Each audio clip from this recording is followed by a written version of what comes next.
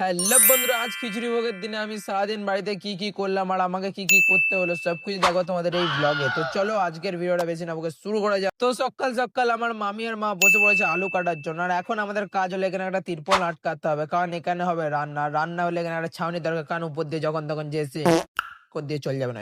তো চলো আগে আমরা তিরপলটাকে পারি, কারণ আমাদের নিজেদের সামসেট একটা আমাদের নিজেদের পার্সোনাল তিরপল আছে, ওটাকেই পারবো। তো এই হলো আমাদের তিরপল পেরে নিলাম, আর আমার গপু মামা মইটাকে বার করে নিল। তারপর আমি আর গপু মামা মিলে তিরপলটাকে খুলে নিলাম, আর গপু মামা তারপরে উঠে বললো পাঁচিলে তিরপলটাকে বাঁধার জন্য। এখন আমাদের তিরপল বাঁধা কমপ্লিট হয়ে গেছে। তারপর আমি ওভেনটাকে নামিয়ে দিলাম, আর গপু মামা গ্যাসটা বার করে দিয়েছিল। আর এইদিকে আমাদের পাড়ার সব দিদিরা কাকিমারাও চলে এসেছে হাতে হাত লাগিয়ে সবজি কাটতে। আর এইদিকে রাঁধুনিও রান্না শুরু করে দিয়েছে। তো চলো রান্না হোক, তোমাদের সাথে দেখা হচ্ছে আবার একটু পরে। তো চলে এসেছি আবার, এখন বিকেল প্রায় 5টার, অলরেডি একটা খিচুড়ি রেডি এখনো হবে। তো তোমরা দেখতে থাকো লাস্ট পর্যন্ত ভিডিওটা।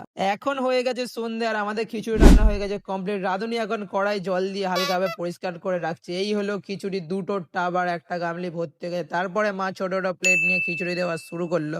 আর এখন হয়ে গেছে খিচুড়ির বালতি শেষ, আমার দিদা আবারও ভরে দিচ্ছে। আর এখন ভিড় কমই আছে। তারপরে আমি আর সামিন মিলে এক প্লেট খিচুড়ি নিয়ে নিলাম টেস্ট করার জন্য যে কেমন হয়েছে। তো সামিন ভাই এখন রিভিউ দেবে খেয়ে যে কেমন হয়েছে। আর ধোঁয়া উঠছে, সেই দেখে সামিনের ভয় লাগছে যে কতটা গরম হবে। তারপরে সামিন ভাই টেস্ট করলো, আর টেস্ট করে বললো যে হালকা ঝাল হয়েছে।